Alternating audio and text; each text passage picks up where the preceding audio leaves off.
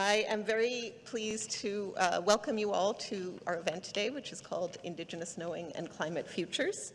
To begin, I'm going to welcome the Dean of Environmental and Urban Change, Alice Havorka, up to the stage to do a land acknowledgement and introduce this event, and then I will be back with you. Alice, please.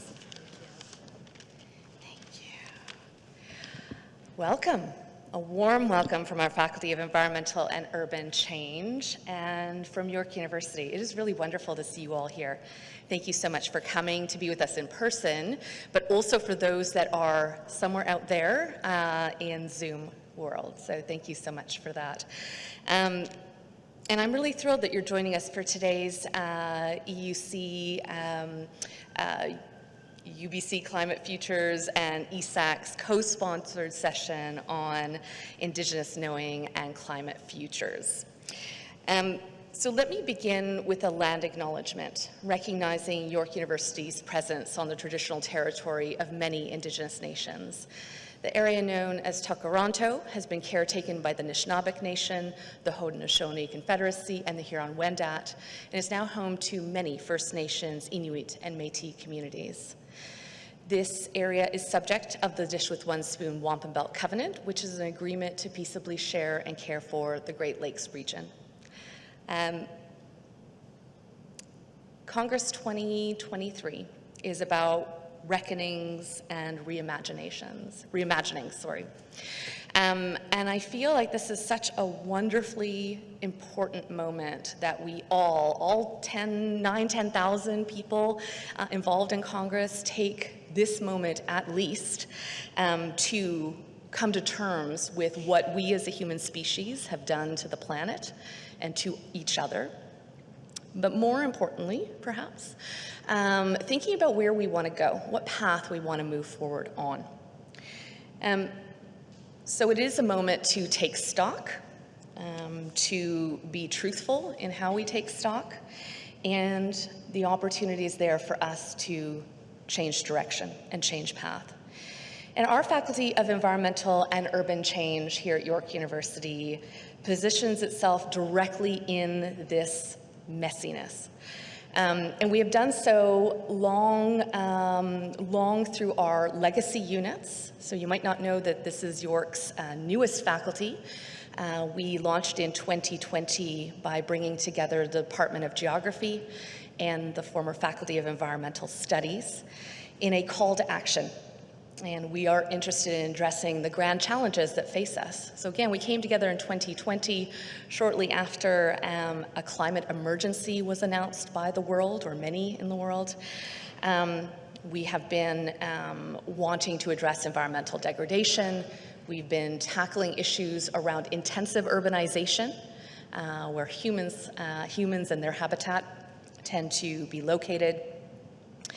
And we are also really interested in the social dynamics that shape these large processes and that, of course, are shaped by them. So the haves and have-nots that become entrenched through socio-ecological drivers.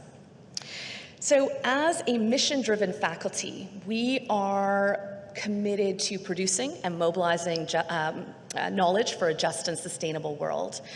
And we have a real commitment to interdisciplinarity, community engagement, and to a diversity of perspectives in an authentic way. We're not interested in paying lip service to bringing in all kinds of different approaches and perspectives and being uncomfortable in what that looks like. This is, in fact, EUC's, as we're referred to, academic debut, if you will. So again, we came together in 2020 in the pandemic. So this is our first foray into an in-person academic setting. So I'm thrilled to have you all here together. And I encourage you to take a look after this session at our EUC Impact Report. We have brilliantly inspired and inspiring faculty, staff, and students that are really making a positive impact on the world. So please have a look at what we have to offer when you find yourself at the reception after this exciting event that's about to happen right now. I will stop talking, I promise. So. I do want to say that we are coming together today in this session with like-minded individuals, and I'm thrilled that notably Candis Callison, Deborah McGregor, and Naomi Klein are joining us, and with like-minded organizations, notably our co-sponsors, ESAC and UBC Climate Justice. So first, I'll just share with you that the Environmental Studies Association of Canada, or ESAC, was founded following Congress 1993, which I love, and has really strong roots to our legacy Faculty of Environmental Studies. ESAC continues to serve as one of the nation's leading environmental, scholarly communities of environmental researchers and educators. And of course, the Center for Climate Justice at the University of British Columbia is a place of mobilization, connecting critical research and community engagement to meet the demands for climate justice. So with that, I am really excited to share with you a video message that comes from ESAC, again, the Environmental Studies Association of Canada, as a word of welcome.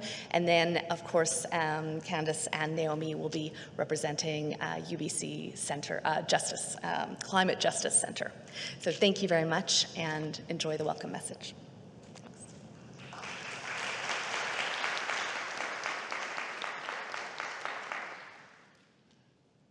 Bonjour et bienvenue à cet événement. Je m'appelle Christine Baudouin et je suis la secrétaire et une des ambassadrices francophones de l'Association canadienne en études environnementales. Je vous rejoins aujourd'hui depuis le territoire traditionnel non cédé du peuple algonquin Anishinaabe. L'association reconnaît l'importance de reconnaître les territoires, mais nous reconnaissons surtout la nécessité de s'engager et de s'impliquer de manière soutenue dans le travail décolonial et dans les études environnementales, comme le montre l'événement d'aujourd'hui. Nous sommes honorés de collaborer avec la faculté Urban and Environmental Change de York pour l'événement passionnant d'aujourd'hui. Réimaginer un avenir plus juste et plus inclusif pour nous tous est au cœur de ce que représente l'association, et nous avons beaucoup réfléchi à ces questions cette année. Nous sommes très reconnaissants des efforts et du temps partagé par les intervenants d'aujourd'hui et à tous ceux qui viennent participer à cette conversation de grande importance. Merci. Greetings. My name is Kira Cooper, and I'm the Vice President of the Environmental Studies Association of Canada. Today, I'm speaking to you from the traditional territory of the Anishinaabe peoples. ESAC recognizes the importance of land acknowledgements, but more deeply, we recognize the need for sustained commitment and engagement with decolonial work. Each year, in collaboration with Congress of the Canadian Federation for the Humanities and Social Sciences and our partners, ESAC organizes an annual conference where leading and emerging environmental scholars from around Canada and the world gather to share knowledge in an interdisciplinary and collegial setting. However, as some of you have likely seen, we took a break from Congress this year in order to pause, reflect, and mindfully take action to increase our efforts for equity, diversity, and inclusivity in all aspects of our organization. We are deeply honored to be collaborating with York University's Faculty of Urban and Environmental Change on this exciting event. Reimagining a more just and inclusive future for us all is at the heart of what ESAC stands for. We offer immense gratitude to the speakers today and to everyone who's shown up for this incredibly important conversation. Thank you.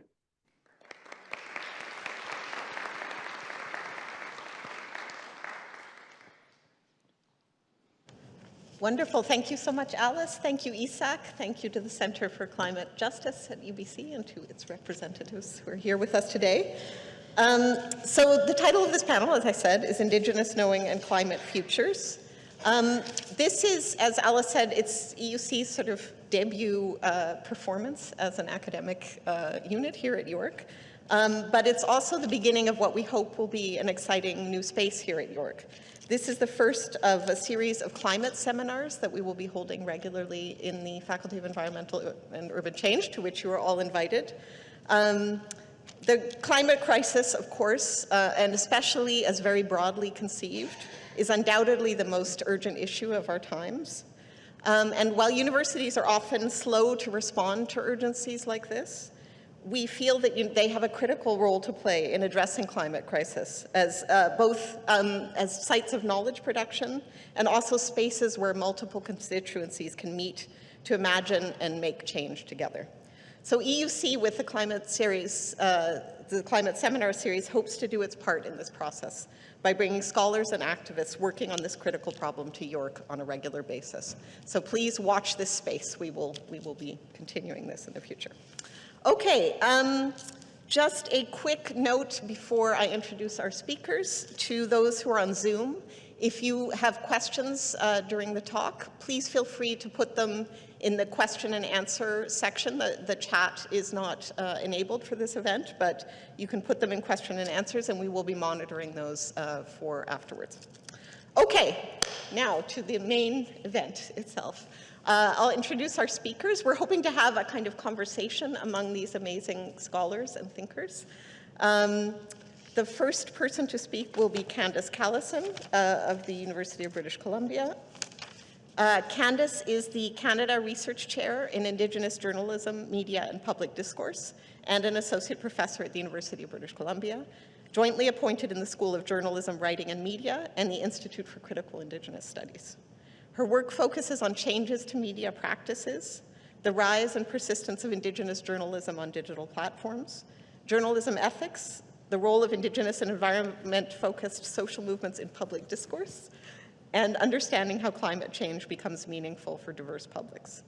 She's the author of How Climate Change Comes to Matter, The Communal Life of Facts, published by Duke University Press, and co-author of Reckoning, Journalism's Limits and Possibilities, published by Oxford University Press.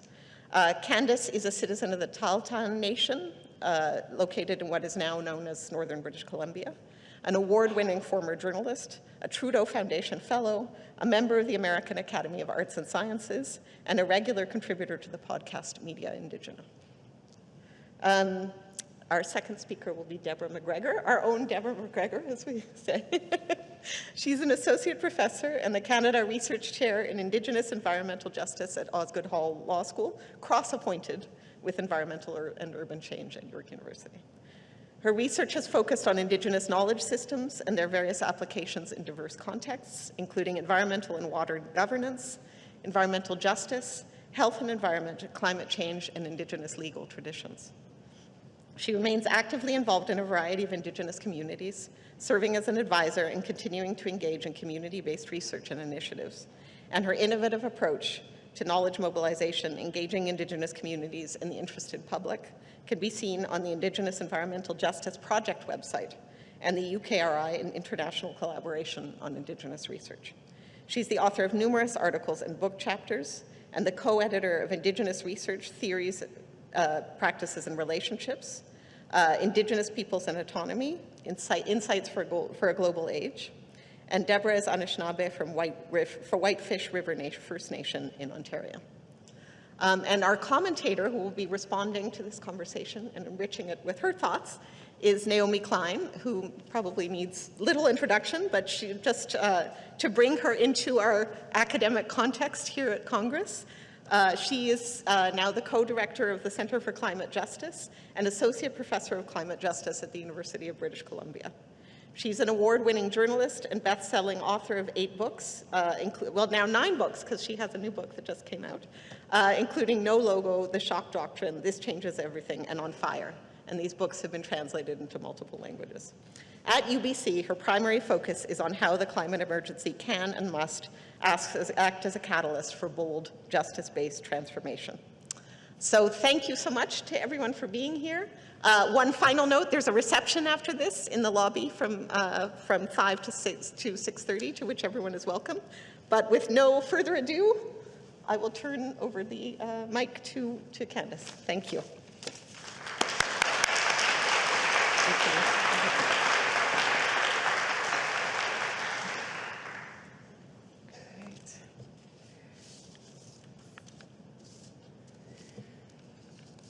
Zenes hote, Candis ushia, talsudan de deni de otse, teskia ezda tsai.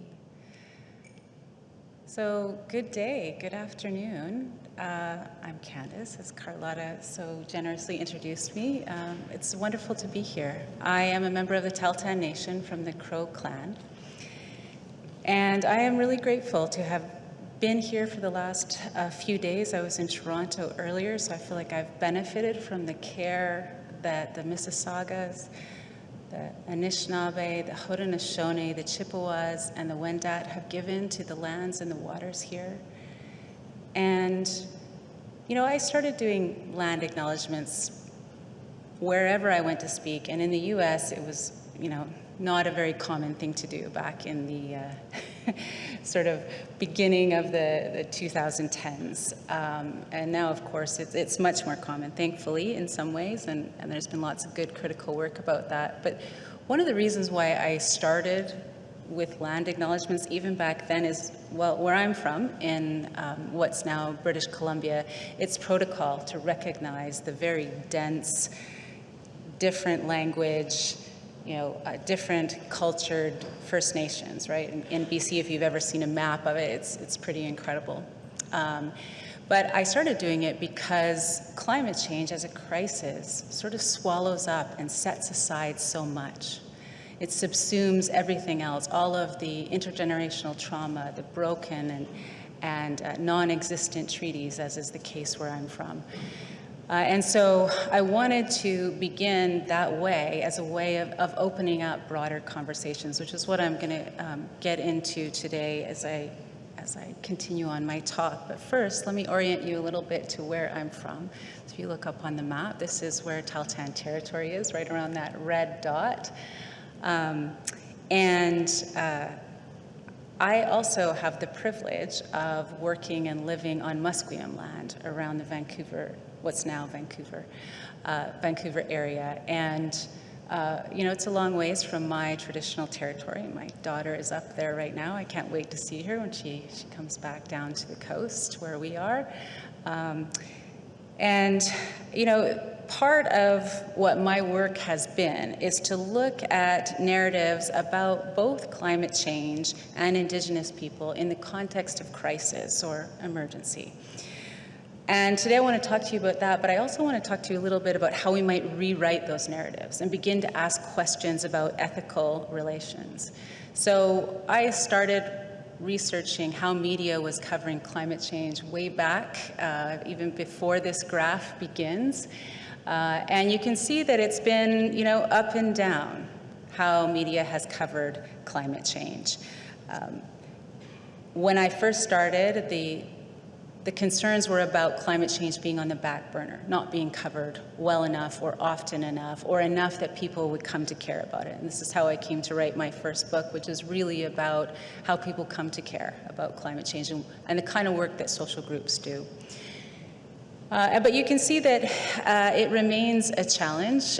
This is a tweet from a few days ago from Rasmus Nielsen, who is the head of the Reuters Institute at Oxford University, pointing out that even while the WMO, the World Meteorological Organization, had recently released a report that said, you know, we weren't going to be able to keep it under 1.5 degrees as was advised. Slide. Not moving.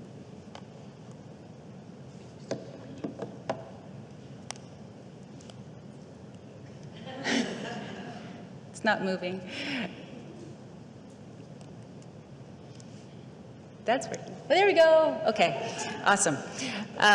You know, as was advised by scientists back in 2018 by the Intergovernmental Panel on Climate Change. And, you know, at that time, we talked about this as a 12-year warning, right? A 12-year warning in which, I hope this isn't going to happen every time. Oh, go back. In which, right, many of the scientists who were associated with that report talked about this being a line in the sand, right? This is that moment where we need to make massive infrastructural changes.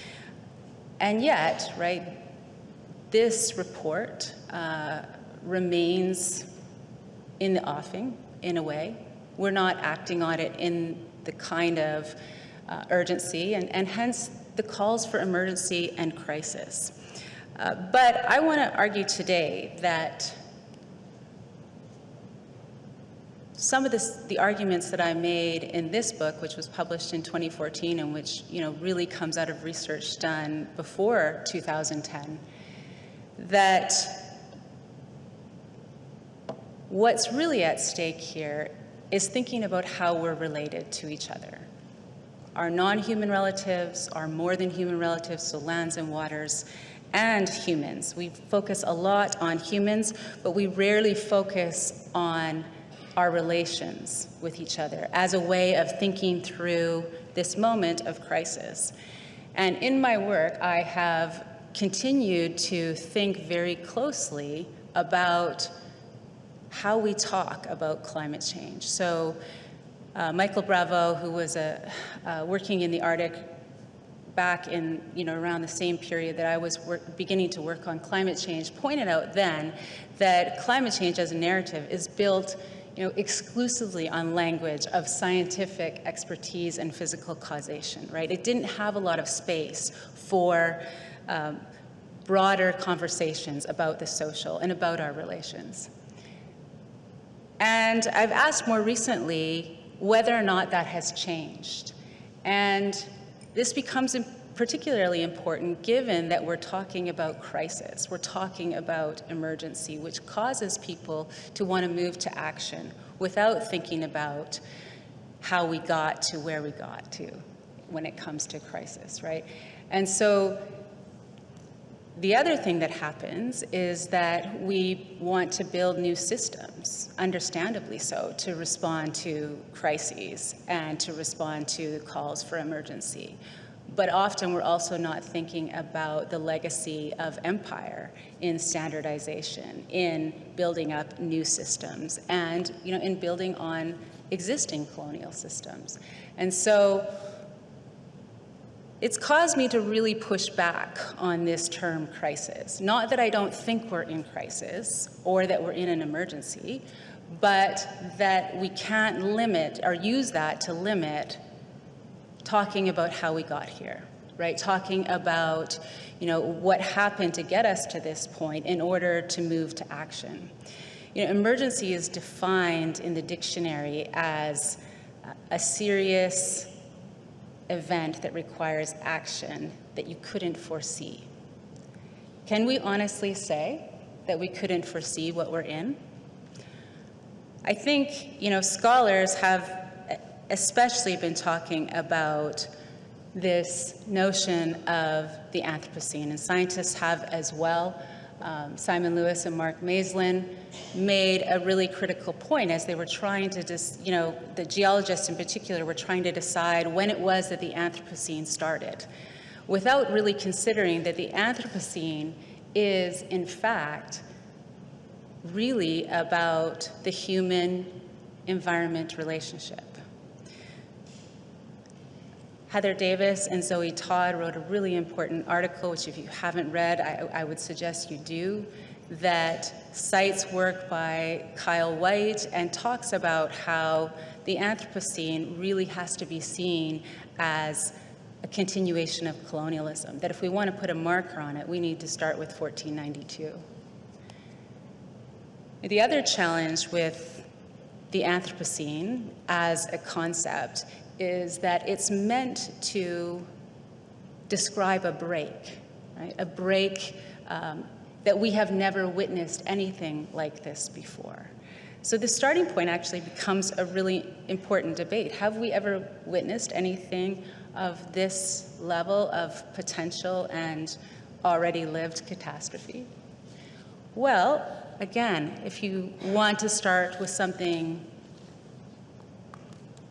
that signifies the beginning of colonialism, you can see that research is also telling us that colonialism becomes a marker in thinking through the millions of our ancestors who were killed at the beginning and in the ensuing 100 of years that followed the initial colonial expansion. And as my co-podcasters, Rick Harp, who's here, and Kim Tallbear will tell you, we have had many conversations about that genocide not only occurring to us as humans, as Indigenous people in these, varied parts of the Americas and the Pacific, but also to our non-human relatives, right? And this is the part that often is lost on reporting, and I really like to show the contrast here and how to narrate a scientific article about colonialism. This is an article by a CNN reporter who, reports on it in a very factual way, right? European colonizers killed so many Native Americans that it changed the global climate, researchers say. Compare that to how Mark Trahant reported on it for Indian Country Today, right? Documenting colonialism, right? Suddenly we have scientific research that tells us that millions were killed and that the climate was changed and that Europe got rich from it, right? This is the thing that Indigenous studies scholars have been saying, that colonialism comes with industrialism and capitalism. We can't think about them separately. And I would encourage you to begin to think about climate not as a context, but as a symptom, right? And how we begin to diagnose this moment when we are facing imminent change is by understanding it as a continuation of things that began much prior to James Hansen's really important testimony in 1989, right? And I've argued that this moment layers onto stories from our communities, layers onto our understanding and knowledge of colonial systems and structures that have been built up and emerged over the last, depending on where you're from, 1 to 500 years. This image that you're looking at right now is of cotton grass moving into the tundra in the Alaskan part of the Arctic. I had a Inupiaq elder take me out and show me how dry the soil had become and what impacts that had for caribou extended to the impacts it would have for humans. And I think this is a moment to recognize that vulnerability isn't natural or normal for Indigenous communities who have lived in long relations with their lands and waters. And climate change has revealed in many instances just how much colonialism has created vulnerabilities and how much climate change is then amplifying them. And this vulnerability really also points to another thing, that change means that there was stability in the past, right? If you listen to as many climate change talks as I have, you hear this assumption of stability underlying it. You see it in quotes about the Anthropocene as well. And yet, right, if you come from an Indigenous community like I do, you hear stories all the time about how stability is not something we can ever take for granted, that we have to continue to maintain our relations with our non-human relatives. We have to maintain our responsibilities and always consider reciprocal obligations that we have, right? And this is not something that is often discussed when it comes to climate change in an overt way, and yet, right, this study that was done by the Intergovernmental Platform for Biodiversity and Ecosystem Services, the IPPS, I can never remember that acronym, they have put in numbers how important Indigenous relations with their lands and waters actually are. What it looks like when we see the earth in decline is quite different on Indigenous lands. Yes, it's declining, but at much slower rates. And still, the media narratives continue to make it difficult to understand Indigenous presence. This image that you're looking at is from the Arctic Journalism Research Project, which I continue to work on, but at the time, this was right when COP21 was happening. The Paris Agreement came out of that. And one of my students discovered this tweet and was just in shock and awe, because here everything I said was happening before his eyes, where there was a tweet about the Arctic, but it said population 0. So where were the Indigenous people who populate so much of the Arctic? And we looked closely at how it was covered in national news, international news, and regional news. And it turns out that really where you get to hear from the people in the Arctic is in regional media. Even our national media, other than the CBC, quoted exactly 0 Arctic communities when they did report on the Arctic, which was also not very often. At the same time, when the Paris Agreement came out, at that time, the then current international chair of the Inuit Circumpolar Council, Uglalik Igiziak, began to respond to all of the celebration around the Paris Agreement. And I looked for any reporter who responded to her tweets. And I could find exactly one, this blog called Eye on the Arctic, who went and interviewed her, where, one of the key things she said is that you have to come to Inuit as fact-based traditional knowledge holders instead of relying on polar bears and seals as representatives of the Arctic. But the other thing she said, which I think becomes instructive for us in this moment as we begin to think about rewriting narratives, but also looking at the ethical contours of climate action. And that is that even while the Paris Agreement mentioned traditional knowledge and Indigenous people, it didn't have a lot about working with communities. And this is something that in most coverage where Indigenous people's voices are either central or the voice that you're reading, something that is continually repeated, right? That Indigenous people are close to the land, that they know what's happening, and that colonialism continues its long and challenging set of problems for Indigenous communities to confront, to deal with, to negotiate with on a daily basis. And I often draw from Audra Simpson's work where she talks about how voice goes hand in hand with sovereignty. And when Indigenous people speak for themselves, their sovereignty interrupts. Right? And this is the reason why I look so closely at how Indigenous people are represented and portrayed, because these narratives set the stage for the terrain on which we begin to take action, the terrain where we strategize for how to respond to this crisis that we are facing. Arguably so. We have incredible crises in what's now British Columbia when it comes to fire and flooding. Every region is facing its own set of challenges. And so, media then has this enormous challenge of both recognizing its contribution to social ordering and reporting on ongoing impacts of colonialism and climate change.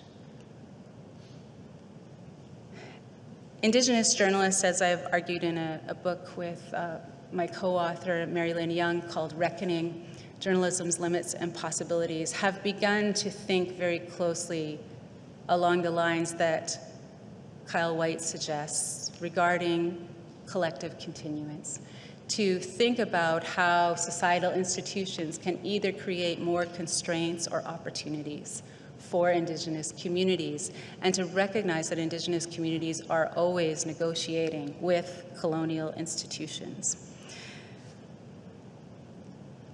But this isn't a very common thing. It's not something that you're reading very often in a lot of the reporting on climate change. And, as I said earlier, how we narrate what's happened to us, what we're in the midst of, has a huge impact on what we think we should do about it. And so I'm just going to leave you with this question that I put in an article a couple of years ago, and that is that, do the plans that are intended to help address climate change take into account Indigenous knowers and their knowledge, uneven power relations and access to decision-making, histories of colonialism and still present exclusions, structures and institutions, histories of science that tell us exactly how embroiled science has been in empire, and science and technology studies research that tells us science is still central to nation building. That question gives you some sense of what the contours of ethical action might be. And I think that there's so many other questions to ask, questions that are coming from communities, but I'm going to leave it there. Let Deborah take over.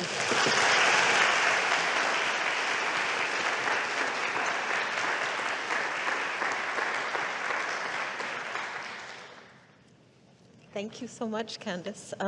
Deb, I invite you up to the microphone. Is there somewhere to put the glass? No, there isn't. Have your Emergency water bottle.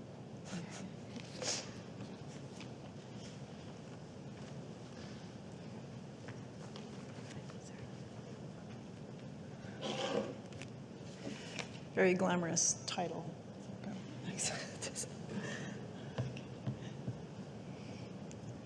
So, Chimigach for that, Candis. I enjoyed that. It's so tempting to jump into and do Naomi's job and start responding, but I won't. I won't do that. It's great stuff. So, Chimigach for coming. I had my it was very hot. Anyway, so not as hot anymore. So thank you for putting up with that to get here, and those of you in Zoom land, thank you for joining us virtually. So I was happy to chat about this, and hopefully I am 15 minutes or so, because you're sitting there as opposed to down there and going 5 minutes, 2 minutes, whatever. So somehow you'll have to figure out how to discipline me. So thank you for agreeing to moderate the panel. I don't think you were introduced, but anyway, thank you for that. She had to discipline me a lot to try to make this flow in the way that it was intended. Very hard to discipline, which is why I'm in Faculty of Environmental Urban Change. It's interdisciplinary. I don't need to be disciplined. But so that's how I look at it. I'm not even disciplined. Don't discipline me. Just let me do my thing. So I wanted to, hopefully what I share with you today makes sense, because it's sort of based on just such a range of experiences I have in the climate world. It wasn't, okay, it's always sort of been our world, I guess, recently, but really a lot of my research and work with First Nations was around water and water justice, and then I was drawn into climate because a lot of First Nations that I work with needed someone who knew about this stuff. And I went, I guess I'll learn about this and try to help. So that was sort of my first foray into it. So I was coming at it from that perspective. So understanding how the First Nations I was working with thought about climate change and what their experience was. And then I would go into these other, what I'll call circles, have that experience of climate change, and there was really quite a disparity in terms of, as Candis talked about, how people talk about climate change and what their experience is and what knowledge counts and what we see as being solutions or even the root of the problem in the first place. So, and there's a variety of experiences that I have in relation to that. So hopefully some of what I say makes sense, but there's still lots of opportunity for questions and discussion afterwards. So I will leave you from this slide. We really have enough of PowerPoint, right? But that's my own self-discipline, just so you know. Otherwise, I'd be here about 3 hours. Okay, we've always been here. So I like to point this out, just building, I think, a bit upon what Candis has said. In these territories, I'm in Anishinaabe, living in Anishinaabe territory, so I'm very lucky to be able to do that, is we always had our own laws and governance about how, in these territories, more so than anybody else, thousands of years of it, other knowledge gets superimposed on top of that, but it's always been here. And it's sort of been my life work to better understand what that is, learn about it myself, try to convey it, try to advocate for it in these different circles. So in some ways, we're already, as Indigenous peoples, actually I can't speak on behalf of First Nations or Métis, but I'll just say Indigenous for the sake of it. We already have sort of processes laws, governance structures in place to deal with the challenges that we're facing. And we did that for thousands of years. The difference, as Candis and others have pointed out, is that colonialism, imperialism has interrupted that. We don't get to respond in the way, let's say, my ancestors would have 1,000 years ago or 500 years ago. We're constrained in various ways to be able to do that. But we have these. And I see it as my work to go, well, what do our laws say about this? Clearly, the broader laws are failing miserably and policy frameworks at trying to address what we're all facing collectively as well as the planet. And so what are other governance and laws look like? So some of my work is devoted to that, because I come from the point of view that as we had this, we've dealt with change before, massive change before, even before colonization in some of our stories. I don't have time to get into that, but we have. And from that, there's principles and laws about how we would conduct ourselves in the world, about how to avoid said disasters in the future. So that's where I come from. So everything that I look at is like, okay, there's something terribly wrong with what was just said to me, and I back that up with all this other experience I have in First Nation communities. So Candis talked about this. I just refer to these as the disaster reports. Like every report that comes out, big disaster coming, tipping point, lovely messages for young people and all of us. But again, it's pointing to the fact that whatever it is that humanity is doing right now in terms of politics, whatever it is, laws, agreements, IPCC meetings, COP meetings, they're failing. Like they're not working. And there needs to, and oddly enough, these reports all call for a transformation, massive societal transformation. And that hasn't happened. Usually you see tweaking of the status quo, business as usual, let's switch up a little things in there and call it a day. But anyway, things seem to be getting worse and not better, and that's not really a legacy I want to leave for my children, future generations, or the planet. So, and I think there's guidance for what this transformation can look like from Indigenous peoples' knowledge, laws, and governance structures. So Candis already talked about this. So this is Ariel DeRanger, she's the Executive Director for Indigenous Climate Action. Tireless advocate, IPCC meetings, COP meetings, just trying to say the techno fix probably isn't going to work, because we need to deal with, as Candis pointed out, we need to deal with colonialism. We need to deal with those kind of structures that create genocide, ecocide. Like those need to be dealt with. And she's right. I don't want to go off on this tangent or rant, but it's worth listening to, is when the COP meetings were happening last fall in Egypt, there was a CBC program, The Current with Matt Galloway, and he was talking about, it was under climate repair. You can still find it because I have to go back to it once in a while and re-traumatize myself. Listen to it. And they talk about climate repair. And the whole thing is how to technically try to repair the climate through either making whale poo, because people have killed off the whales and they can't make their own poo now because it's a carbon sink, or make ice for the Arctic. Like, it was just so ludicrous to me, and totally emphasized like everything that Candis talked about. Like, there's still this total weirdness around what I just call the techno fix, rather than maybe we need to examine like our relationship to the natural worlds and differently in order to address the challenges that we're facing. So anyway, if you want to. But it was just so bizarre to me to encounter that. I won't read this, but one thing I do find, because one of the things I do when I say Indigenous is I go, okay, what do Indigenous people say? I speak from an Anishinaabe perspective, primarily First Nation perspective. I do work at AFN, Chiefs of Ontario, different First Nations, primarily in Ontario. As I look at international declarations to see what is common among Indigenous people around the world, and we do experience common oppressions, but also like where we believe our strengths are. But what I found is they were already calling climate change long before the IPCC reports were picking it up. Before, like they already kind of had an assessment going on about how things were going and where we needed to go to resolve the challenges that we were facing. So this is decades old, documented. Often Indigenous peoples in these spaces and often not in a position to influence decision makers because you're not a nation state, and so you're you're having your own sessions outside of these big meetings and you're trying to influence and you're trying to advocate. But I found they already had their own assessments, and they're already trying to point out a lot of what was going on long before we hit the crisis or the tipping point. So this again relates a little bit to what Candis talked about in a different way. This probably didn't hit home as hard with me until I was asked to contribute to some of the IPC assessments and sort of the instructions that we were given. Must be in the last 5 years, must be peer reviewed, must have this in the title, because what they're doing with those assessments is they're trying to convince nation states to do something useful or productive, solution oriented. But it was so biased. And I'm like, for what they asked me to do, I could, and plus there was a set of assumptions in the question that was even asked to me that I had to answer, right? In relation to Indigenous people, traditional knowledge, water, vulnerability, you have 400 words to talk about Canada and the US, and I'm like, 400 words to talk about? And then you have to do this assessment, high confidence, but it was insane in terms of what was considered to be valid knowledge.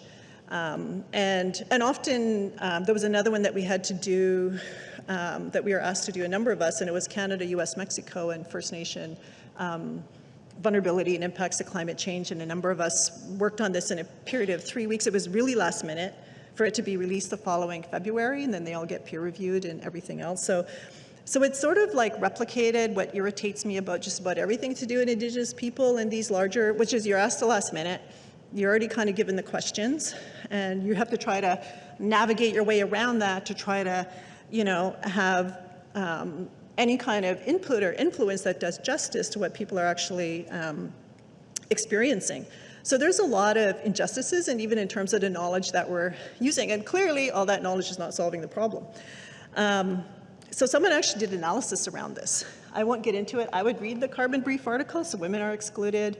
It's mostly, weirdly, I was actually surprised, mostly white men from Europe. I thought maybe the US, but actually Europe. Hardly anybody from Africa and hardly any women, and no Indigenous people that I could see were considered to be one of these top researchers. And there was another article I'm not citing here where someone actually went back 50 years to see what kind of research was funded, mostly natural sciences. So none of the ethics and governance and transformation, all those kind of things that all these big scientific reports are calling for, there really hasn't been that work, I'd say, in the social sciences and humanities to support it, as Candis also pointed out. So what this means is we're working with hugely biased information. I found this in other circles that I'm in as well, where I'm on some adaptation panel, and I pointed out if we didn't ask the right questions 40 years ago, 10 years ago, 20 years ago, we don't have that body of knowledge to solve what we're facing. But I believe Indigenous peoples do, because as Candis pointed out, we've kind of dealt with a lot, and here we are, right? We know how to survive massive destruction. So there's so this is where I think Indigenous knowledge and other ways of knowing, there's other ways of knowing as well, need to come into part of these assessments. And part of my work recently with the AFN climate, I say AFN was coordinated through them and others to contribute to part of Canada's changing climate assessment through NRCan. We tried to challenge that in terms of what knowledge is going to count. We worked with stories and what you say about climate change as opposed to, let's go to the peer-reviewed literature. And even when you do, even that literature, if it relates to Indigenous people, is so hugely biased because it's research on Indigenous people. They weren't asking the questions. It was more about their vulnerability than what they consider to be solutions or their own governance or self-determination. So there's still so much more work to do. Lots of work for all of us. Candis and I can't do it all. So we need other people. We both talked about how we get tired sometimes trying to manage all of this. But I wanted to point that out because we do need different knowledge. The other thing I'll say about it, because I could really go on about this because it's been so much of my experience the last 3 or 4 years leading up to these assessments, is no one experiences climate change the way that we study it. So there's the adaptation, there's the mitigation, there's the resilience, there's the monitoring, and that's what's funded, so there's the monitoring. And there are different scientists, and maybe they talk to each other, and maybe they don't. I'm on this adaptation panel, we're told, don't even talk about mitigation. I'm like, what? Like, how do you like disconnect from reality? So how this is studied is so disconnected in terms of how any of us actually experience climate change, let alone Indigenous peoples who experience, the world holistically, and that's another story. But I did want to point that out, that even the way that we approach it is problematic because it's so siloed, and it's not even the way we just have to go outside and we're going to experience climate change not in a siloed kind of way. So I'll stop there because that's only slide 3. Anyway, so Indigenous climate futures. So in my work with First Nations, I was asked to facilitate this elders youth gathering. And so as Candis pointed out in some of her remarks, what was really important to Indigenous people was the land, or I'll just say earth because it's lands and waters, and for some people it's ice and forest. That's what's enabled us to be here, despite other people's solutions, like the Royal Commission on Aboriginal People pointed to that. Other people's solutions for Indigenous people in that report, 96, 150 years have failed. That we have our own knowledge, and a lot of it's based on our relationship to the natural world. That's what's enabled us to survive. And it's also a source of climate knowledge. People are experiencing this on the ground all the time. So a lot of my work is, what is Indigenous climate knowledge? Like, how do we, and then I guess part of what I do, or what I hope to do, is then how can it be mobilized into these other spaces so there isn't this huge bias in terms of what counts, even as climate knowledge in the first place. So that's what they talked about. They also said that solutions proposed, and sometimes solutions proposed can be unjust on Indigenous peoples. I've been in some pretty weird meetings where there's some, other than the climate repair trauma, is other stuff where I just go, that doesn't work in Pewanik, where it's a fly-in community. Electric cars aren't really going to be a big deal there. It's just, people have these solutions that they think are universal, that's going to benefit everybody, and sometimes they can actually inflict an injustice on other people. So they just said, we have our own ideas of what the solutions should be, and a lot of it had to do with, how about respecting our rights? Because what we want to do is pick the medicines, hunt the moose. That's where we want to get our food. It's very nice. You want us to have, and there's funding for a community garden. Great. But really what we want to do is relate to the land again. So I'll stop there because I can go on about that. And that's just a picture of the youth that were at that particular session. So again, recognize Indigenous governance and self-determination as part of climate change solutions. Hardly there. I did a review of it when we were doing this report a couple years ago for the IPCC. I said, how come no one's talking about Indigenous? Maybe instead of inputting into other people's solutions and ideas and strategies and plans, because we do, maybe we need to have our own. And what do they look like? And so it's really hard to, you couldn't find anything really in the literature except maybe tangentially. Hopefully now, I haven't looked maybe in the last 6 to 8 months, but we were trying to say, what does that look like? Maybe Indigenous peoples want to govern, this ourselves, as opposed to relying on other people's solutions and knowledge and experiences. Is that always being our guide? Happy to, as we have been contributing to others, but we need to start doing this ourselves in support of self-determination. What does that look like? So talk a little bit about my research project. I am getting towards the second half here. So this is just the title of I'm sorry, there's so much text there. I was trying to jam it all in there. The Indigenous Climate Futures. Again, because I work a lot with youth, that I don't like to give the disaster dialogue or narrative all the time. They already experience it through colonization a lot of the times in their own communities, especially young women, because you've got murdered, missing Indigenous women and girls. So there's just so much they're already dealing with, let alone saying, "Ow, we think your future's at risk." That being a consistent message all the time. So what does our own knowledge tell us about how to navigate through this, and how can we self-determine our own future in light of what we're facing? And so this is actually art done by Nevada, who's one of the youth. We're developing I don't know, people call it different things. I guess the fancy word is graphic novel for youth around climate change. And we're using the 13 Moon framework, Anishinaabe 13 Moon framework. Because again, when I'm in these circles, a lot of it is, well, you don't have a baseline. You don't have a scientific baseline And I go, yeah, we do. It's the 13 moons. We know exactly what should be happening during every moon because we have stories related to it. There's a full moon coming up. So we know what should be happening. And if that's not happening, you got a problem, right? And this is, you know, in Toronto, so I'm in Toronto now, so what it looks like, let's say June 4th, 5th, when the full moon is going to look different when I go home, which is where I prefer to be, where I'm doing my consistent recording of what the full moon looks like is going to be different because it's like North Shore, Manitoulin, northwest of Toronto, but it's still my framework. So how do you link the global to like Anishinaabe as a nation, and then how can this then feed in at different levels? I think it can be scaled up. So what is our own sort of framework for how we understood change over time and what we should be doing? So that's the framework that we're using for this, and that's the art that was developed by Nevada. Oh, I'm going the wrong way. Sorry about that. Showed you that in case you weren't paying attention when I talked about it. Okay. So listening to the land, again, the turtle.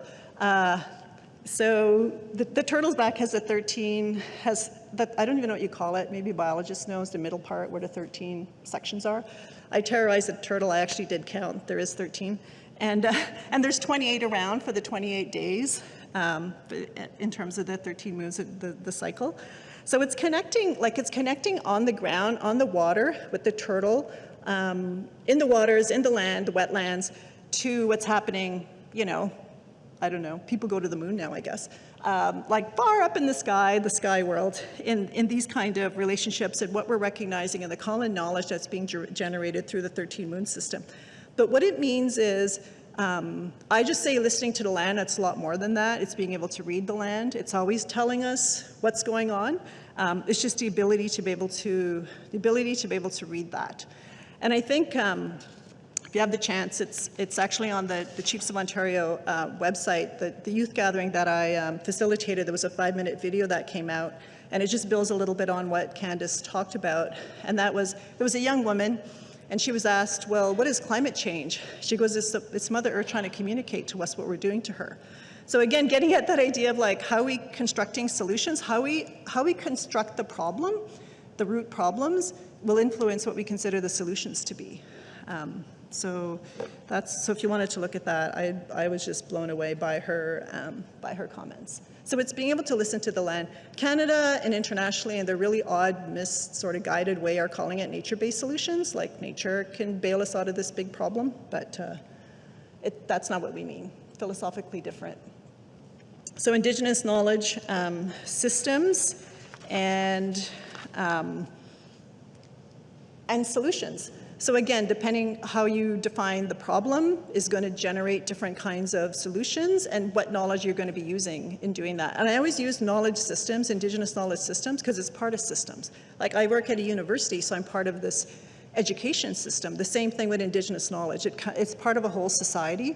It's governed in particular ways. Not everything's up for grabs.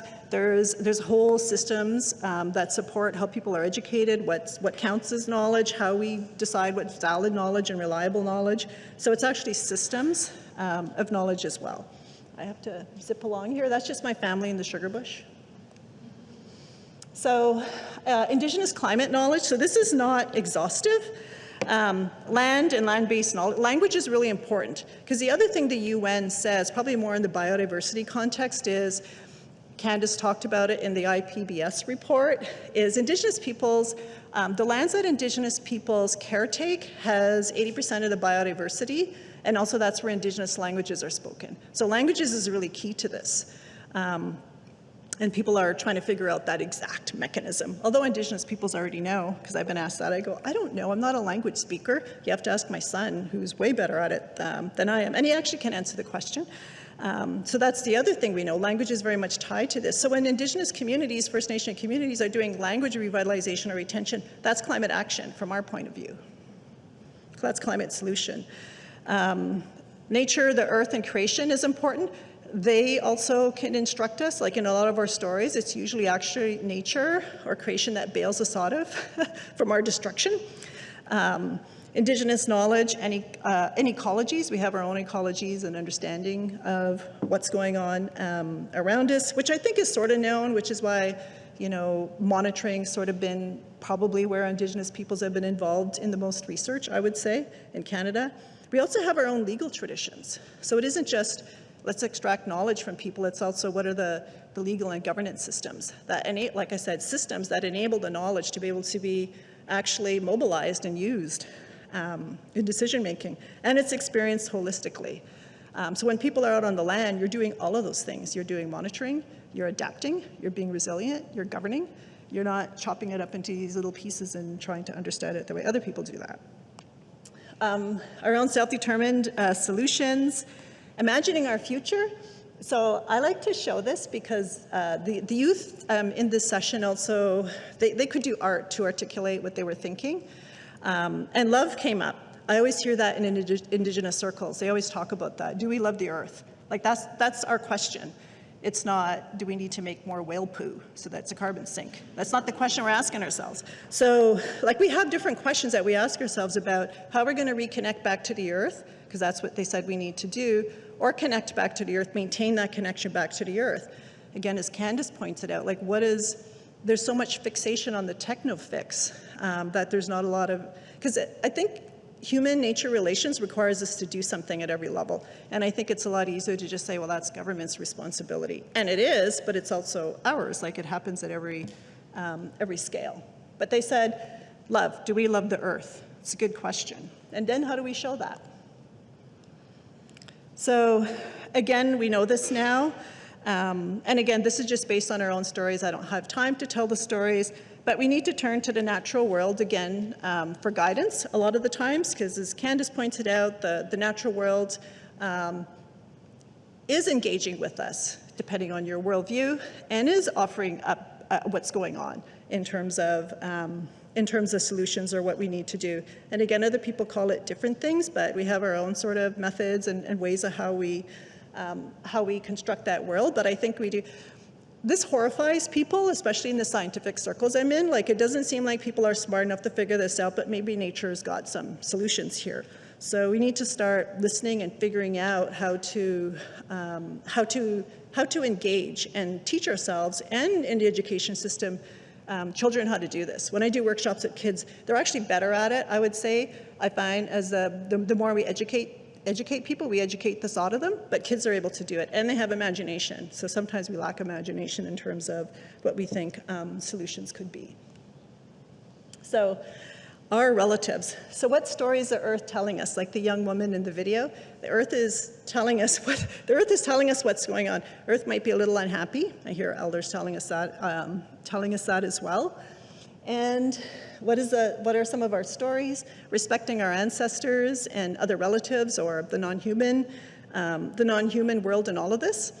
And sort of where this whole narrative, and I'm not an expert on narrative in the way that Candis is, I just know sometimes I'm in meetings and I sort of experience it very, like someone's punched me in the stomach or something. Like sometimes I just go, whoa, that is just so different, like from the perspective I'm coming from. And I was on this other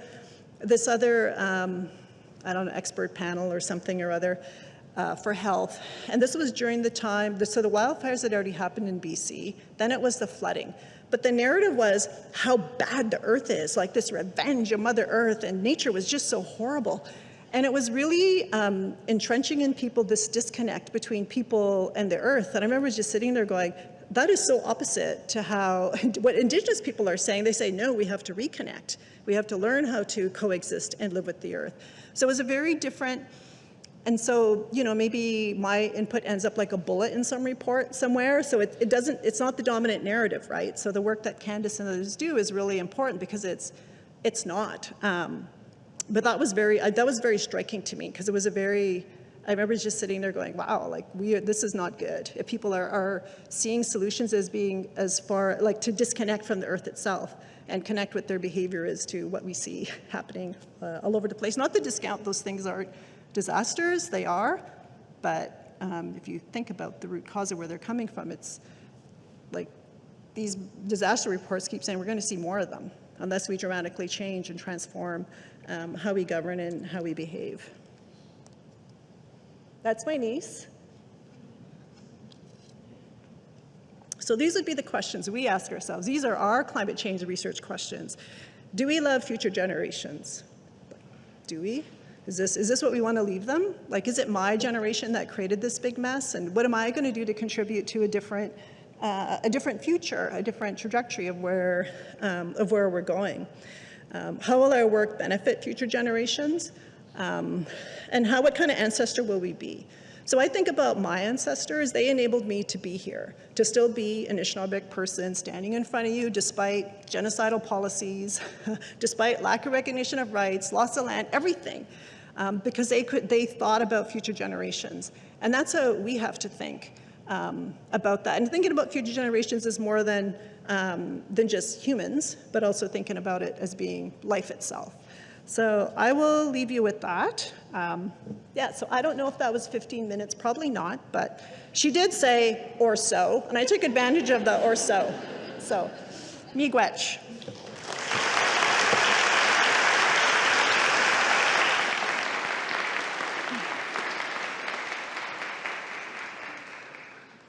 Thank you so much, Deb. It was maybe longer than 15 minutes, but they were very entertaining and beautiful and interesting minutes. So if we could get Naomi back up on the screen, please. Great. I'll invite Naomi to give a little response, and then we'll have a conversation among you, and then open it up to the audience. Naomi, take it away.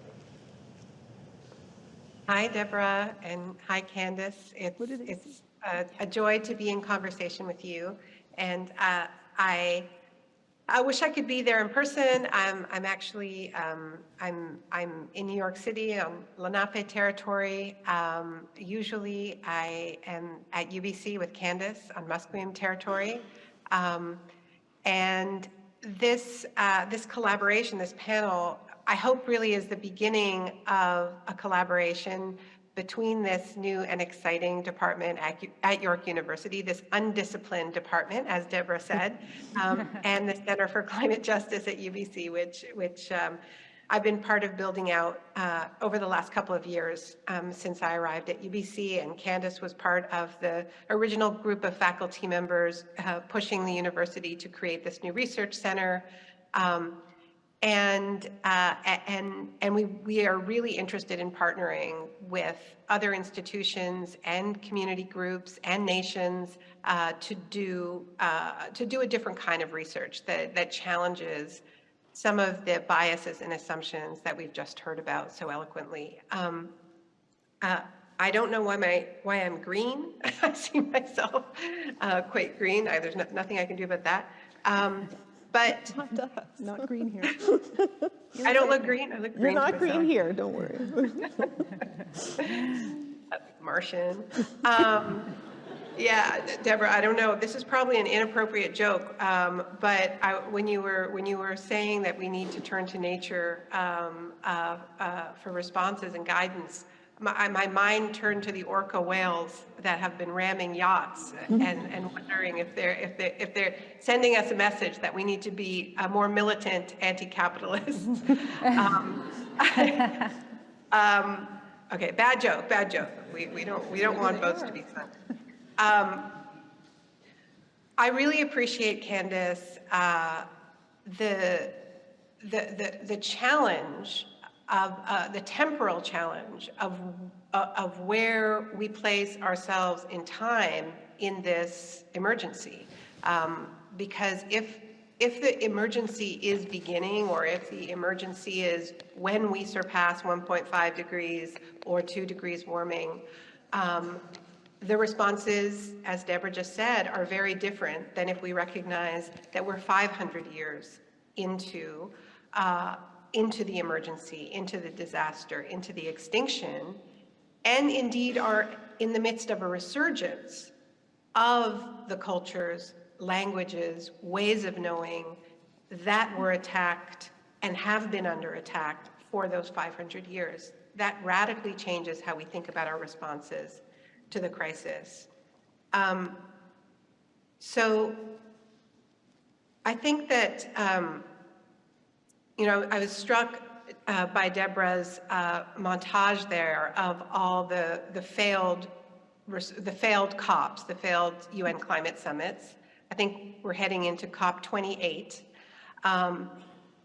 And I would argue that it isn't just that emissions are going up, even as we talk every year about how they should be going down. It's that the climate emergency is intersecting with political emergencies and in particular, the rise of authoritarianism at home and abroad. And that is shaping the kinds of conferences we're even able to have. So the last summit in Egypt was a very different kind of COP, in that all delegates were under extreme forms of surveillance. The app that they downloaded to find out which room the various sessions were taking place in, we soon found out was a piece of really quite malevolent spyware. And as this sort of green bubble in Sharm el-Sheikh was unfolding, there was extreme repression of Egyptians, a country where there are tens of thousands of political prisoners. And this whole thing is about to repeat again this November when the next COP takes place in Dubai. I don't mean to say that we don't have authoritarianism closer to home. We do.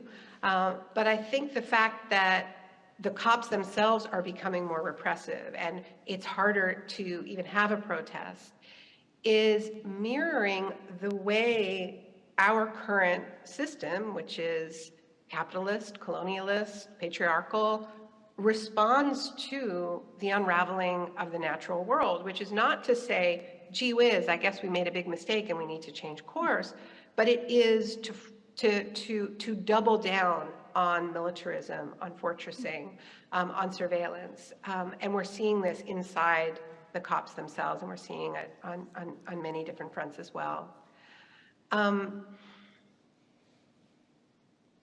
The reference, Candis, you showed that startling tweet talking about the Arctic as terra nullius, as empty land. And this relates, to, I think, what Deborah was saying about the mentality of the technofix, because I've done a little bit of research into the proposed geoengineering responses, sometimes called planet hacking, right? These technofixes, there are various kinds. Probably the one that is most credible and most likely to actually be attempted is known as solar radiation management. I mean, talk about hubris and staying within the mindset that created the crisis. It literally is an attempt to manage the sun by spraying particulate matter into the upper atmosphere, sort of simulating a volcano, but really trying to solve the problem of pollution with more pollution. And when I've been at these scientific conferences of would-be geoengineers, I've heard prominent, very, very well-respected scientists talk about, well, maybe we try it in the Arctic because there's almost no one there. So this same mentality of unseeing people, of creating hierarchies of real people and less real people, or people closer, less real because they are closer, seen as closer to the Earth, is actively being replicated in the kinds of solutions that are being imagined, because it is unthinkable to, for our elites, including many of our elite scientists and climate experts, to imagine that we're capable of system change, that we're capable of responses to the climate crisis that actually attempt to hear the messages that are being sent to us, which would require challenging colonialism, which would require land back, decolonization, anti-capitalism. And as Kevin Anderson has pointed out in his research, there is a conservatism in climate science itself. Kevin Anderson being one of the world's leading experts on emission reductions. He challenges his fellow climate scientists to be willing to follow their research where it leads, which is to a fundamental challenge of these systems. But as Deborah said, with very few exceptions, often in geography departments. The academy is a pretty disciplined place, and you often get pretty far in it by being pretty disciplined. But our moment, I think, calls for us to be undisciplined and to be willing to follow our research wherever it leads, even if that's to very radical places. So I think I'll end my response there. I look forward to hearing responses from the audience. I was asked to just say a few words about this new Center for Climate Justice at UBC. It really is a new little baby, and it grows out of that same moment that was referenced by your dean, the 2019 moment where everybody and their uncle was declaring a climate emergency. It was when Justin Trudeau was marching with Greta Thunberg in the big climate marches, seemingly marching against himself. And cities and towns and universities were all passing these climate emergency declarations. UBC passed one too in 2019. And it's a really interesting text. It's the result of some great organizing by faculty and students, mostly students, but with great support from faculty. And it does more than just declare a climate emergency. It also calls on the university to change its priorities, to adopt the UN Declaration on the Rights of Indigenous People, to prioritize research that is in partnership with the front lines of the climate emergency, which means Indigenous people, which means communities of color, which means working class communities. And so the Center for Climate Justice was created to try to actualize some of these wonderful words. And I'll be honest with you that it's a challenge. We're working on it. But I guess I'm really interested in hearing more from Deborah and from Candis, especially at an academic gathering like Congress as well, about what more we should be demanding of our institutions that are getting better and better at saying the right things, but are very slow to move and challenge the rules of the game. Our experience at CCJ is that if you're serious about partnered research with frontline communities, it really requires a reorganization of how the academy works. One of the scholars who is part of our leadership team at CCJ is the wonderful Glenn Coulthard, who talks about the need for reverse extractivism from the university to communities. But partnered research takes time. It's not something that can be offloaded onto graduate students. Communities need and deserve stable relationships with our universities. And I think our institutions, from what I can tell, tend to be in a little bit of denial about what it would actually take to do ethical partnered research. And I really think we need to figure this out in a hurry because we need to keep pushing. It's one thing to get the declarations passed and say the right things, and it's another to actually do research in service of communities that are being flooded, that are being burned, that are being displaced, and that are dying. 600 people died in British Columbia in the heat dome 2 years ago. And, as Deborah said, the way climate change is experienced has almost nothing to do with the silos in which we put it in. We tend to put it in our research.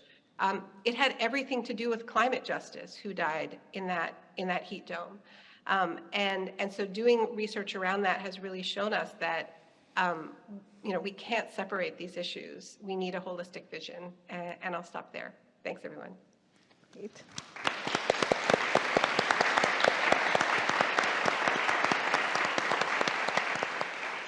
So are our lav mics on? Yes, I think they are. I wanted to thank you so much, Naomi, for that. Thank you. We're really excited to hear more about the Center for Climate Justice here as well. I'm going to ask you guys if you want to take a little time to respond to each other and Naomi just maybe a few minutes each, what your thoughts are, and then we'll turn it over to the audience, both the audience here and the audience on Zoom. Do you want to, who would like to start? Just Okay, she gave me the, so I'm going.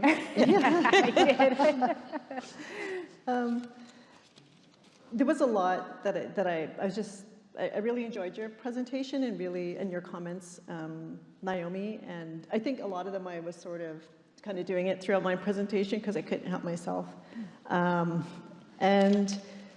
But I think what I did want to comment, because it's been bugging me a little bit, not anything anybody said here, but the whole geoengineering thing, because I went to a meeting on that, and again, very renowned scientists, I guess, at Harvard, and well, they actually wanted to do that. There was all kinds of ones like cloud seeding and all kinds of different things, but they wanted to do it in Sami territory, but didn't talk to Sami at all. Finally, they sent an open letter that you can find online, and they just said, we don't think so. But it relates a bit to the research question. And I really didn't know how to engage with the scientists when I went, because I was like the Indigenous person there, and because I wasn't familiar with it, it was so outrageous to me. But what the conversations that did come up were very much around the ethics of that. They don't know the impacts. Who's engaged? There's no governance around this at all, like even among like non-Indigenous and whatever else. But the other part that kind of struck me with it was, and it relates to the research question, or like research in institutions, is they wanted to go back after the fact to Indigenous peoples and try to gain a partnership, which I found hugely problematic.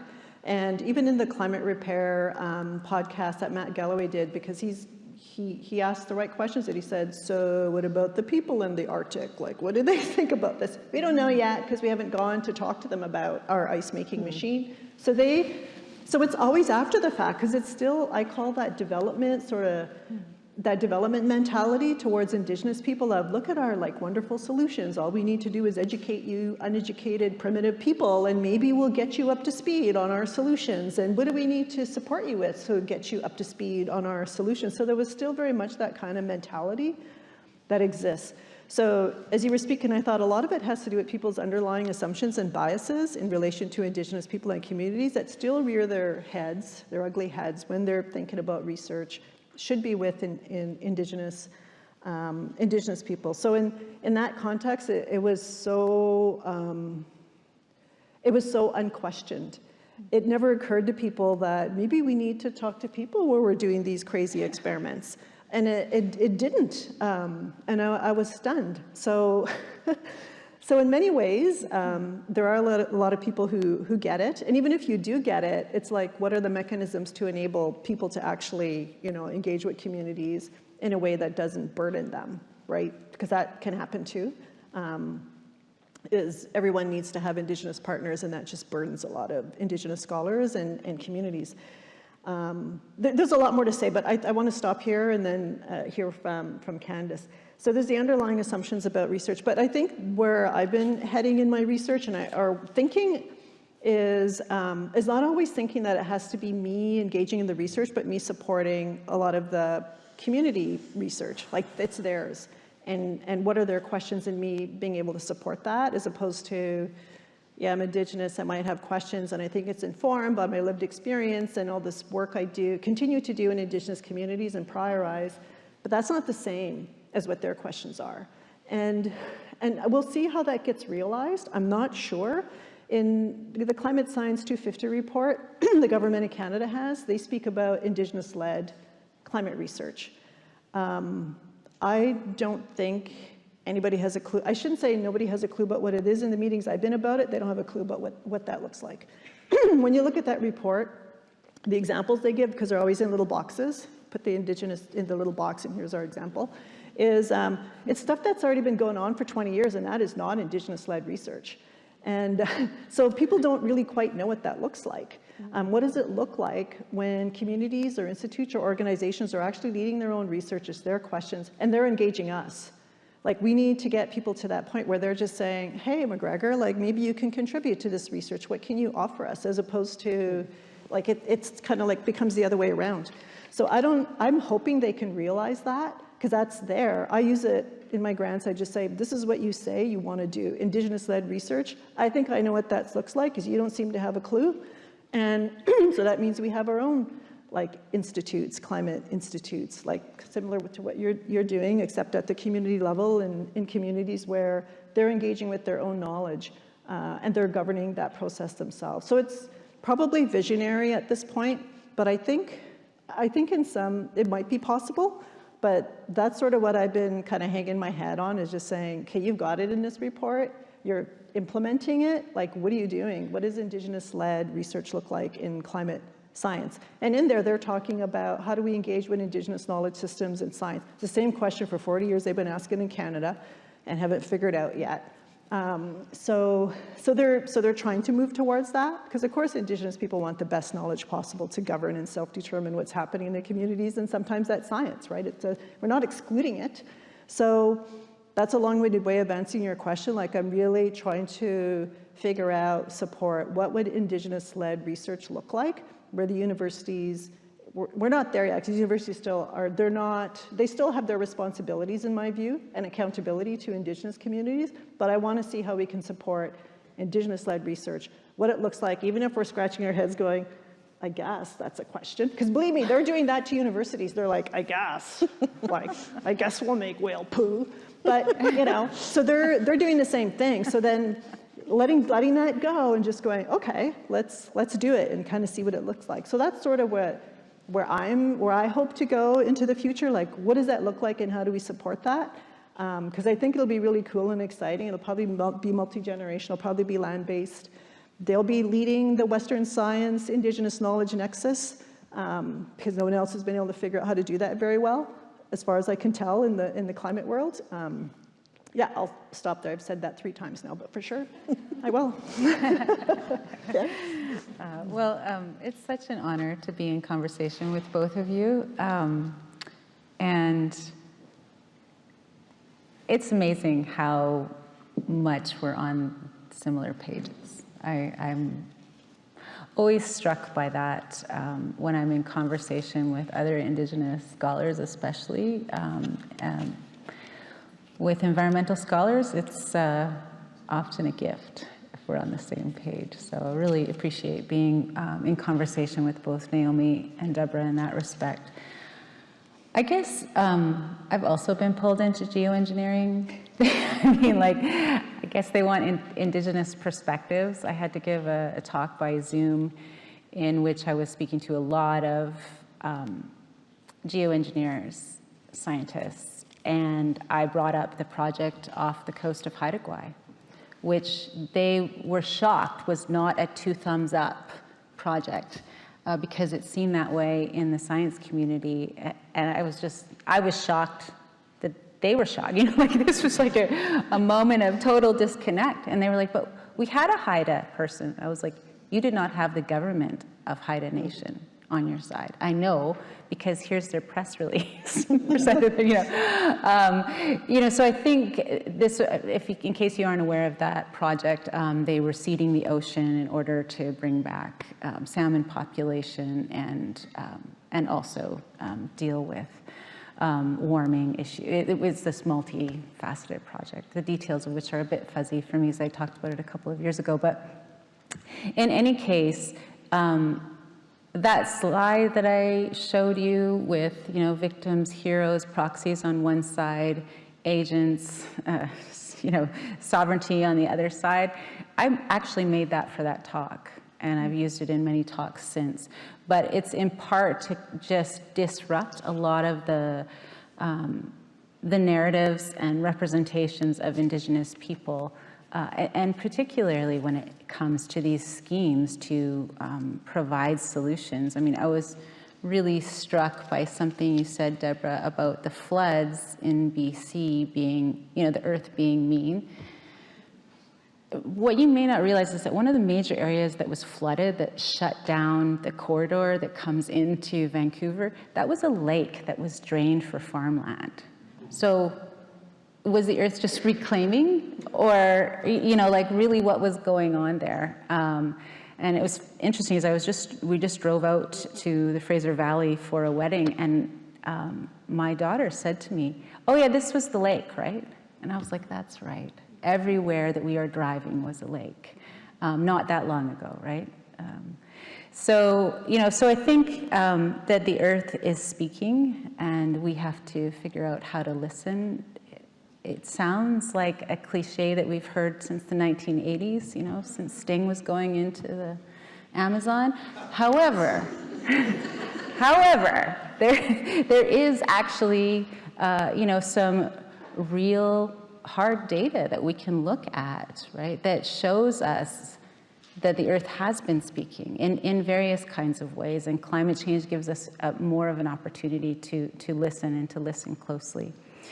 In terms of the question that Naomi asked about what institutions can do, so I am not a very big believer in institutions, despite having worked in one. And, you know, I've had UBC come into my community with varying kinds of success, and I'm not sitting here to be critical away from either my community or institution, but just to tell you that one of the biggest challenges institutions have when they work with communities is that they don't do what the communities want done. They often have their own priorities. They have their own research questions that they want answered, and the reciprocity part of it is missing. And so if we are to move forward into partnerships, reciprocity has to be a part of it. Self-determination has to be at the core of it. And for me, that was a big part of the Center for Climate Change, the Center for Climate Justice at UBC. A big part of how we began to think about it was exactly that, thinking in terms of how we build relationships, how we build partnerships that are actually partnerships, and not impositions of scientists, researchers, social scientists coming in and sort of wanting to extract. So I think I'll leave my comments there, but so I can leave time for questions. Great, thank you so much. We have about 20 minutes for questions. I've got a bunch of online questions, so maybe I'll start with one of those. And in the meantime, if people in the audience want to think about their questions, I think, are there people with mics? Yeah, Philip has a mic. So I'll quickly ask one of these questions, which I think is quite interesting. Hello, I'm a Toronto-based youth climate activist. My question is directed at all presenters. How can we, as climate change scholars, reckon with the unfinishability of the climate crisis? In other words, how might our finite existences and temporalities affect intergenerational crisis theories? This is a heavy question. And how are climate change metonymy and narratives implicated? That's a double-barreled question, so maybe we could just start with the first part. What is our finiteness in the face of this kind of existential crisis? How does this affect our theories of crisis across generations, if it makes sense? I hope I'm not misrepresenting this person's question, but. Well, it's interesting to me that scholars, really diverse scholars, have begun thinking about time as it relates, and temporality as it relates to climate change.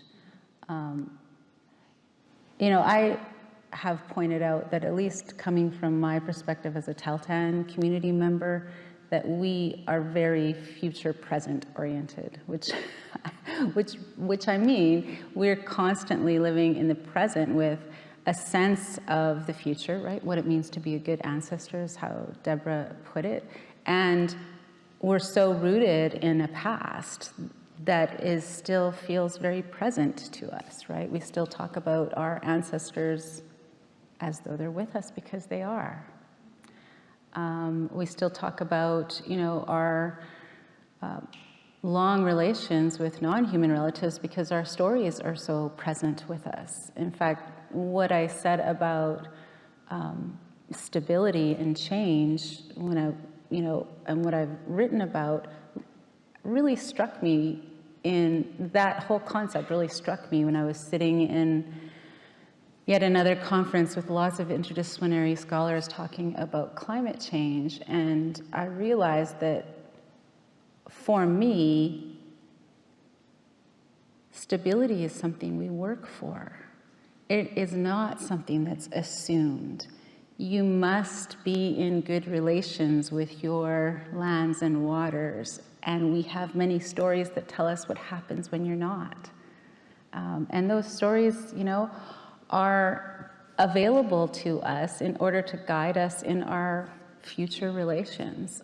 So for me, time is very much a topic to think with when we're thinking about climate change, and particularly because I study media, and media is so focused on the now, on the news, right?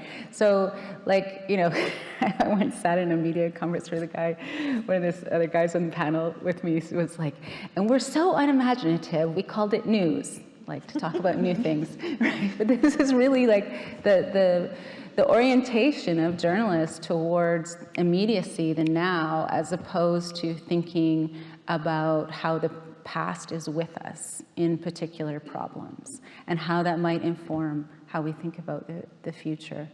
I think those conversations are ones that I hope grow as we deepen our conversations and confrontations of the climate crisis. Naomi, did you want to add? Do you have a thought, Naomi? Well, I guess I'd just quickly say that I'm okay with our finiteness in the face of this huge challenge, and I guess I'm steering away from the word crisis because, in a way, it does kind of imply a finiteness in the same way that, as Candis pointed out, emergency does. If it's an emergency, it's a very long emergency. At CCJ, we stay away from the language of climate solutions because we don't think there is a solution to a crisis on this scale. And so if we don't think about a solution, but really profound paradigm shifts, then our lives are one small part of this shift. Of course, it's intergenerational work. It's work that began before we were here, long before we were here, and will continue long after us.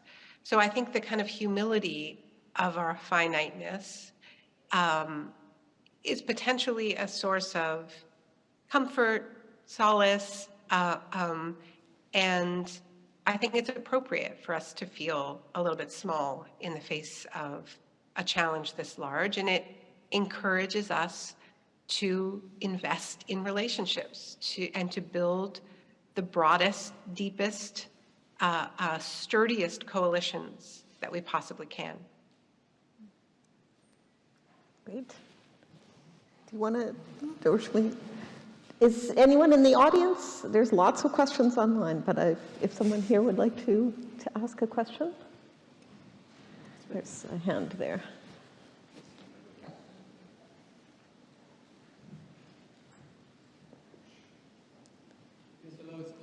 Is it working? Yeah, you can. Yeah. Yeah, thank you so much for this wonderful panel. I just want to invite the panelists to talk about indigenous resistance in the face of the continued investment in the fossil fuel industry, especially in Canada. It seems to me that indigenous knowing in climate futures also has to do with not just the knowledge in the universities and so on, but the knowledge of struggle, the knowledge of resistance, and maybe you want to address that as well. Thank you.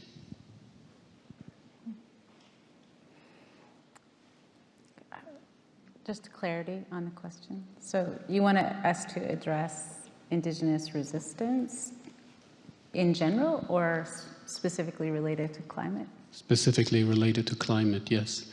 I mean, when we say that climate change cannot just be projected into the future, but is an issue that takes us back to colonialism, then you know, there has been indigenous resistance to colonialism, making possible the continued existence of indigenous people. So that's why we speak of collective continuance with reference to Carl White or Gerald Weisner's survivance.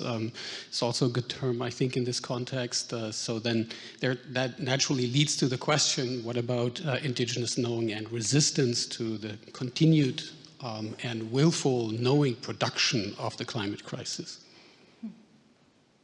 Does that make sense? Yeah, it does. Deborah, do you want to see how I did that? Okay. It's a good question, and I think it was actually one that we grappled with when we were doing the Indigenous climate assessment. I don't know exactly what it's going to be called. Probably should be coming out in the fall.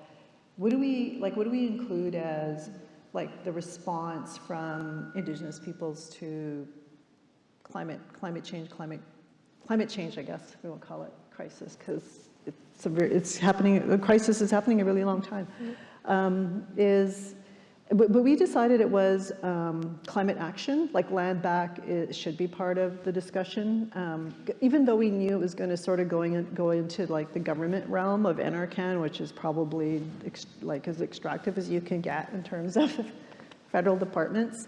And so, yeah, but specifically because people resist for all kinds of reasons. Even before it was climate resistance, it was still climate resistance, if you know what I mean. When the resistance and the protection, because people used to, you know, there's different the vocabulary's changed over time. It used to be protest, but now, you know, people know that it's not just that, but it's also caretaking, protecting, that kind of resistance. That's very overt, that maybe makes the front page, maybe not, maybe it's in social media only, is legitimate climate action. It's a legitimate climate response, a credible climate response to what's going on.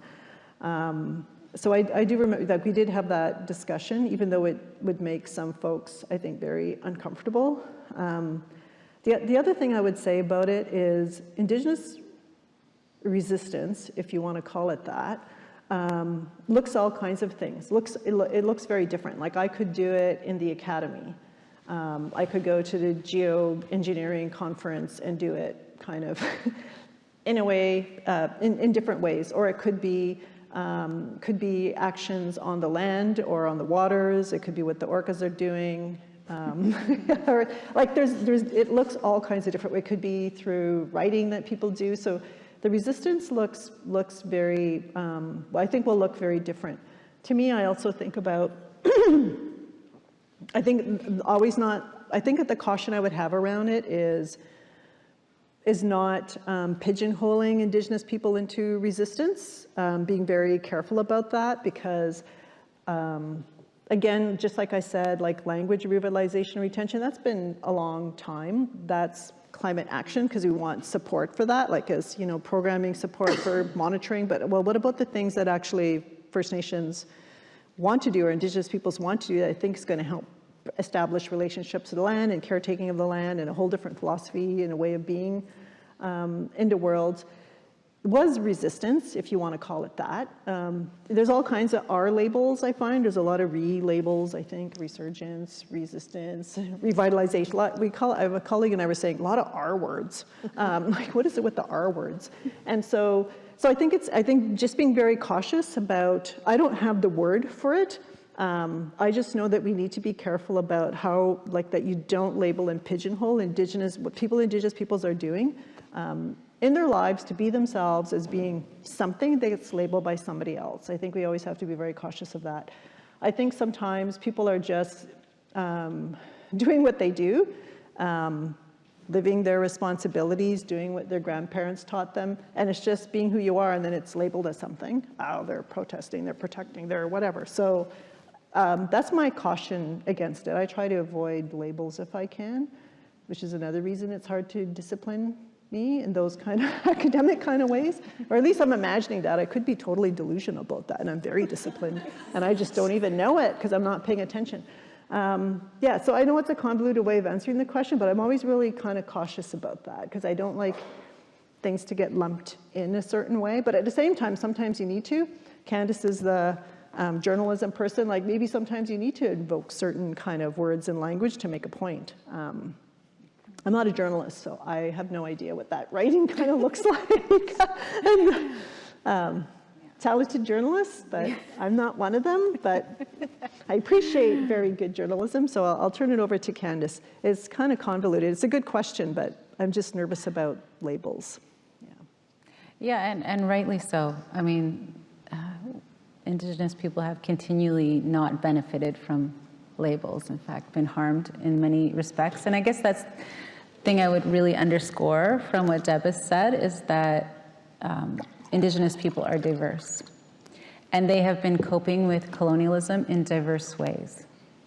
And for some communities, that does look like involvement in what many in the environmental side would consider the enemy, right? In industrial capitalism. And I think those conversations need to happen in communities and not necessarily be prescribed from the outside. I think that's part of respecting self-determination. And, you know, and I think also that resistance looks like all kinds of things. Deb has mentioned language as a form of climate action. I came back from some meetings at a big East Coast Ivy League school, really frustrated with global climate services as a concept, because it is about standardization and centralization, all tactics of empire. It just, I found it so problematic. And I was talking to a community member from Tahltan Nation about this frustration, and he was like, well, what's the antidote? And I was like, we got to get our own community monitoring set up. So he's gone and set up community monitoring, right? As a counter, right? That we have our own ways of keeping track of things that don't necessarily fit into the standards and categories that are, and not that those aren't useful. And I think this is, you know, where resistance can look like, you know, refusal. Sometimes it is, and sometimes it's not. Sometimes it's just wanting to preserve the integrity of our own observations. Oh, another R word. That one. Wait, reify's coming. I think I'm just going to ask one last question. We haven't had a lot of questions, but I'm going to forward these various questions that people have. There's some very rich questions coming from online. So this is an online question, which I think is important. For all the panel members, how can we create networks of solidarity between Indigenous peoples and people of color from both the global north and south? And do any, you know, good examples of such solidarity action come to mind in terms of the climate crisis? We're looking at you, Naomi. Like you, Naomi? Like we're just looking at the screen that has an image of you. We're giving you the nod. Any thoughts? It's a big ask, but yeah. Go ahead. Anybody? Naomi? It looks like Naomi's going to speak. Yeah. I don't know. I mean, I was just going to say a quick thing about just what I mentioned earlier about these climate summits, right, are an opportunity for solidarity and are often failures in solidarity. But last year's COP in Egypt was an opportunity for solidarity, and there were some incredible displays of solidarity with political prisoners in Egypt, many of whom were part of the Tahrir Square revolution in 2011. and connecting the dots between political freedoms, including the freedom to resist, the freedom to dissent, the freedom to publish dissenting views, and the ability for us to make any kind of progress on any of these issues. So I think that was a powerful example. I think the next COP in the UAE is an opportunity for solidarity with migrant workers. Dubai, as we know, it is a site of extreme abuse, extremely high levels of fatalities for migrant workers. So that's just a couple of examples. You guys have any? Standing Rock. I mean, that was an example of incredible cooperation among people of color, Indigenous people, white people. It was a pretty powerful intervention in so many ways. And I think that there has been, like in my dream of dreams, I would sit down and begin to look at the similarities between so many important social movements like Standing Rock, like what's happened at Mauna Kea. If you want to talk about institutions needing to talk their institutional walk when it comes to Indigenous people and self-determination, there's a great example. Is York still invested in the 30-meter telescope? You know, so, and I think this is the other thing, is that Indigenous people don't see disconnect between a lot of issues. They look at community survival as the #1 priority, and that often involves working with people outside of their community in really interesting ways. You know, as a journalism scholar, I've gotten to have incredible conversations with Desmond Cole about his work in the Black community in Toronto. And if you've read his book, you know that he begins by talking about what it means to grow up and do activism on settler colonial territories, right? In the context of settler colonialism on territories that have been unceded and belong to Indigenous people. So I think, you know, there's many instances I can pull from, but I think there's so much opportunity, so many opportunities to find ways to work together and to collaborate. And in some ways, that's the biggest challenge that climate change calls us to, right? Is to learn how to collaborate, even when we have different priorities, different aims, and we're coming from, you know, different belief structures, different places, different ideas and ideals. The only thing that I would add to that, in my experience, is the recognition that Indigenous peoples are societies and nations, and not just groups. Like there's the way that sometimes people organize. It's sometimes that happens. And actually, when I was on a panel, and there was a young Black. I was talking about treaties, and he just said, there was a young Black youth, and he asked me the question. He just said, "Well, could we have a treaty with you?" And at first I thought, no, our treaties are with the Crown. And I said, wait a minute, no, if we're self-determining and we're sovereign, we can have a treaty with whoever we want. So yeah, we can have a treaty with you. So when you look at it from that point of view, then that's the only caution that I have, is that Indigenous peoples aren't just little like groups of people not liking something. Again, the labels issue is like actually nations and societies that have to be respected as such in these efforts at solidarity, which I think are like really important. People just, again, there's multiple ways of knowing, and that's been sort of lacking in a lot of these conversations. I think they're happening, but they're not making it into a lot of the spaces I find myself, that's for sure.